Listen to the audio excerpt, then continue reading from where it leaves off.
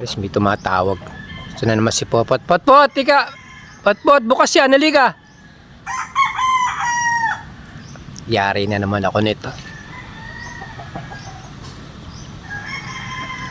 Ano, kumusta? Opo. Tita, ano ulam nyo? Ano ulam namin? Hindi na ako nag-uulam, hindi na ako nagluluto. Mahal ang mga rekado. Bumibili lang ako ng lutong ulam ngayon. Sa yung kala dal, 80 pesos lang. Solve na ang tanghalian ko tsaka hapunan. Ikaw naman, Popot, pambihira ka naman.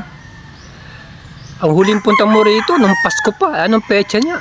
Anong petsa na? January 13 na. Naalala mo lang naman ako pagka nagugutom ka, pag may kailangan ka eh. Tita naman, makikikain lang ako eh. Ikagalit ka pa. Ginanga. Di- Ginanga ako. Hindi naman ako nagagalit. Sabihan na kita na naalala mo lang ako pagka may kailangan ka. Tampurista ka pa ngayon. At sandali bigyan ka ng 20, bili ka ng merienda. Turun doon kala Tito Dal mo. 20. Lawas. Magkano ba yun? Di ko alam. Papa. 10. Pagka nang babalik ha. Last na yan.